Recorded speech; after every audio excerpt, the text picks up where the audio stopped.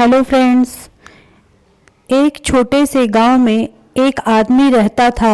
उसके घर के पास में एक पहाड़ था जहां पर वह रोज़ सुबह जाता, वहां पर थोड़ी देर उस पहाड़ पर बैठता, फिर वापस आ जाता। तो रोज की तरह वह सुबह सुबह जा रहा था। पीछे से उसका बेटा, छोटा बेटा आया। उसने आकर के उसका हाथ पकड़ लिया और कहा कि आज मैं भी आपके साथ चलूँगा। उसने पहले तो उसको थोड़ा सा समझाया और मना किया। कहा कि जो रास्ता है वो बहुत छोटा है और चढ़ाई बहुत ज़्यादा है, तो तुम मेरे साथ नहीं चल पाओगे। लेकिन फिर जब उस छोटे बेटे ने जिद की तो पिता मान गया। वो दोनों तरफ पहाड़ था और राइट साइड में खाई थी और रास्ता बहुत छोटा था। वो पहाड़ की चोटी तक पहुंचने ही वाले थे, तभी रास्ते में एक बड़ा सा पत्थर आया। क्योंकि पिता उस रास्ते से रोज आते थे तो उनको सब पता था कि वहाँ पर पत्थर है, और वह साइड से निकल गए। लेकिन जो छोटा बेटा था उसका ध्यान कहीं और था, तो उसका घुटना जा करके उस बड़े पत्थर से टकरा गया। उस बच्चे के मुंह से एक चीख निकली और जैसे ही वह चीखा उसकी आवाज़ उन पहाड़ों में गूंजने लगी। इससे पहले उस बच्चे ने कभी भी अपनी आवाज़ की गूंज नहीं सुनी थी, तो उसे समझ नहीं आ रहा था कि ये क्या है और ये क्या हो रहा है।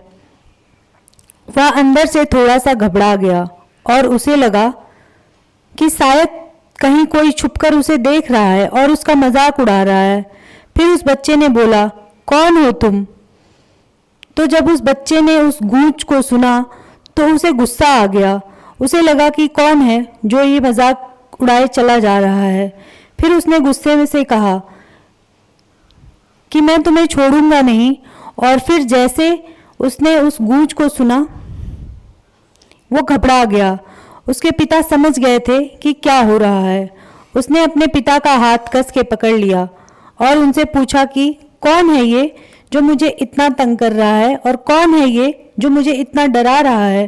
तो उसके पिता थोड़ा सा मुस्कुराए और उन्होंने खाई की तरफ देखा और जोर से बोले, मैं तुमसे बहुत प्यार करता हूँ।